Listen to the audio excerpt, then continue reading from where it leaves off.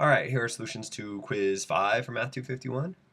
On this first one, we're basically asked to prove the product rule, that the derivative of a product of two functions is the derivative of the first times the second plus the derivative of the second times the first. So since we want to prove the product rule, we don't want to use the product rule. So if you kind of follow the directions in here, it says to start out with y equals f times g, and we're going to try to find y prime. Because if we could find y prime, we'd know the derivative of f times g. The thing that makes finding y prime hard is that we can't use the product rule, so we have to do something to both sides of the equation first. And it says in here, something you can do is take the natural log of both sides of the equation. And the reason that's helpful is the natural log of a product of two things. There's a log rule for that that says that that's just the natural log of the first one plus the natural log of the second one. When you're taking the natural log of a product, it's just the sum of the natural logs. So by doing all this work before we do any calculus, we now have things at a stage where we can take the derivative of both sides. Let's jump up here. Now let's do it below. The derivative of natural log of y, that's going to have to use the chain rule. The outside function is the natural log of x, and the derivative of natural log of x is 1 over x. So we get 1 over, leave the inside function alone, y. But then we're not done. We have to multiply that by the derivative of the inside function, y prime. Similarly, natural log of f, its derivative would be 1 over f times f prime. And the natural log of g would be 1 over g times g prime. Now maybe I'll jump up here. So if I solve this thing for y prime, I can multiply both sides of the equation by y. And what I get is that y prime is equal to what, y f prime divided by f. So I'm taking this y and multiplying it on both sides of the equation and distributing it to both terms on this side of the equation. Y times g prime over g. That doesn't look like the product rule, but it's actually really close.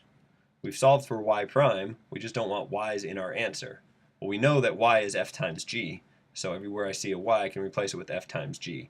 I can say that y prime is equal to f times g times f prime over f plus f times g prime over g. And if you simplify that one step more, this f and this f cancel out, so I'm left with just g times f prime. Maybe I'll write it as f prime g. And then on this side, the g and the g cancel out, and I'm left with f times g prime. Maybe I'll write it as g prime f, just so it looks like my product rule. Bam! There's the product rule from logarithmic differentiation. In the next one here, we want to show that the derivative of log base b of x is 1 over x times the natural log of b. Okay, the way we can do that, kind of similar. Start out with y equals this thing that I want to take the derivative of, in this case, log base b of x. I want to find y prime. Can't take the derivative of both sides right now because I don't know the derivative of log base b of x. That's what I'm trying to prove. But what I could do is b to both sides of the equation. And the reason you might want to do b to both sides of the equation is this little hint here. B to the log base b of, or I should make this x so it's easier for you guys to follow. I mean, it's true the way it's written, but yeah. B to the log base b of x is just equal to x. So what I'm saying is, what I have here is b to the y is just equal to x. So now I can take the derivative of both sides of the equation here. The derivative of b to the y is b to the y natural log of b. That's taking care of the outside function, but then I'm not done. I have to multiply that by the derivative of the inside function, y prime. And the derivative of x is just 1. So if I solve this for y prime, I get y prime equals 1 divided by, I can divide by all this stuff, b to the y natural log of b. We're really close. We just don't want y's in our answer. However, I know that y is equal to log base b of x. So what I get is b to the log base b of x, right, because that's what y is equal to, times natural log of b. But b to the log base b of x, as we saw here, is just equal to x. So I get, whoops, okay, I gotta go back a step. I forgot my 1 over here. This is 1 over all this stuff. 1 over b to the y, 1 over b to the, and then instead of writing y, where is it right here, I can write log base b of x. The natural log of b. And then I can do my simplification. B to the log base b of x is just equal to x. So I get y prime is 1 over x times the natural log of b, exactly what it says there. Nice. All right, third one. Derivative of arcsine is 1 over the square root of 1 minus x squared. Okay, start out the same way. Y equals arcsine of x. What you want to do is find y prime. Can't find y prime the way it's written right now, but you could take the sine of both sides of the equation, then you could take the derivative of both sides of the equation, and you could solve for y prime. Then you might say, I don't want my derivative of y to be defined in terms of y, so substitute, instead of writing y right here, write what y is equal to, the arc sine of x. This is the right answer, it's just not simplified. Let's simplify the cosine of the arc sine of x. The way we can do that is we can call arc sine of x something, maybe t.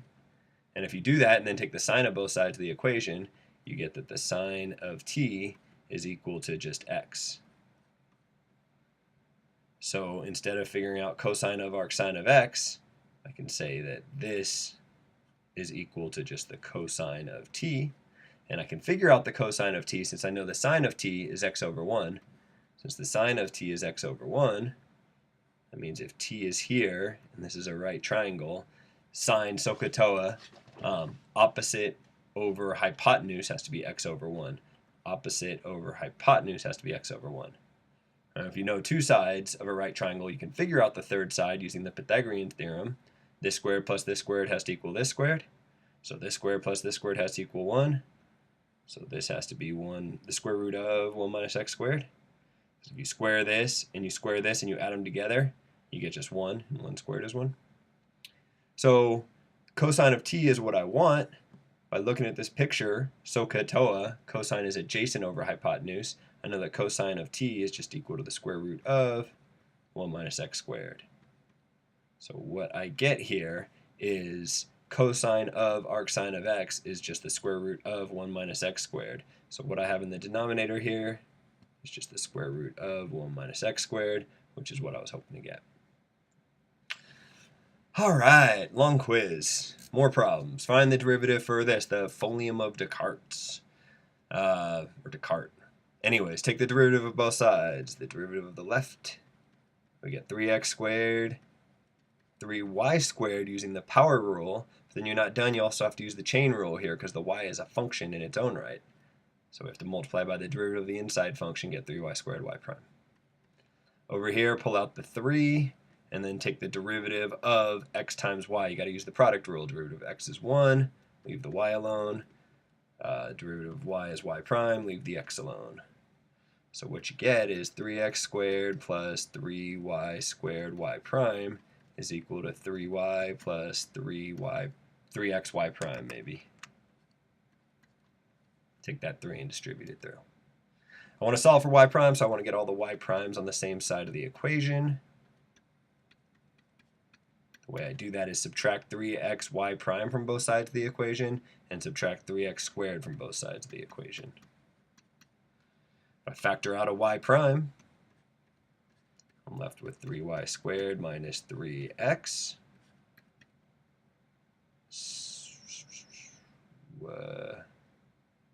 This is 3x squared. This 3x squared I subtracted from both sides of the equation. That was supposed to be 3x squared. Anyways, that equals 3y minus 3x squared. So if I divide both sides by all this stuff, I get that y prime is equal to 3y minus 3x squared divided by 3y squared minus 3x. Perfect good answer to leave it just like this. Or if you really want to simplify, you could factor out a 3 from the numerator and the denominator and say y prime is y minus x squared divided by y squared minus x. All right, there's the first one. That's dy dx. And this second one, you got a couple options on how you do it. I think the most obvious way would just be start taking derivatives. Take the derivative of both sides of the equation. Derivative of arc sine is 1 divided by the square root of 1 minus x squared, but my x is actually 2x because I want arc sine of 2x, so I'm actually using the chain rule here. Outside function is arc sine of x, inside function is 2x, so I have to multiply that by 2. And that equals, over here I'll use the chain rule also. The outside function is natural log of x, so it's 1 over x squared y squared times the derivative of x squared y squared. To find the derivative of x squared y squared, you have to use the product rule. Derivative of the first one is 2x. Leave the y squared alone. Derivative of the second one is 2y y prime. Leave the first one alone. And you get this mess here. I want to solve this mess for y prime. So one way to do it would be to multiply both sides by x squared y squared. Multiply that up top so that I can get rid of these parentheses. If you do that, what you get is 2 for this 2, x squared y squared for this x squared y squared, divided by the square root of 1 minus 2x squared. And that equals 2xy squared plus 2, x squared y prime, x squared y prime. I just got to get this y prime by itself, so if I subtract this term from both sides, I get 2x squared y squared over the square root of 1 minus 2x squared minus 2xy squared, and that's equal to 2x squared y prime. So finally, to get the y prime by itself, if you divide both sides of the equation by this stuff, you get y prime equals 2x squared y squared over the square root of 1 minus 2x squared minus 2xy squared, that whole thing divided by everything over here except for the y prime. That whole thing divided by 2x squared y. Pretty ugly, but you don't need to simplify it. You can leave it just like that. That's a perfectly good answer. Little note I might put here. Well, maybe not. Maybe here. Note, natural log of x squared y squared is the same as the natural log of x squared plus the natural log of y squared.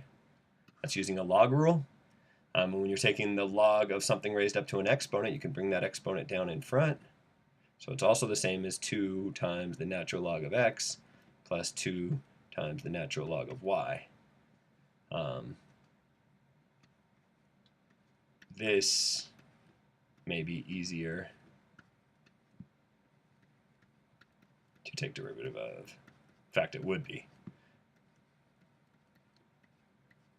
So just an FYI, you could have done it this way too. You would have avoided using the chain rule, all this inside stuff, and the product rule. You would have avoided all sorts of stuff if the right-hand side here were just 2 natural log of x plus 2 natural log of y, and the derivative would just be 2 over x plus 2 over y times y prime.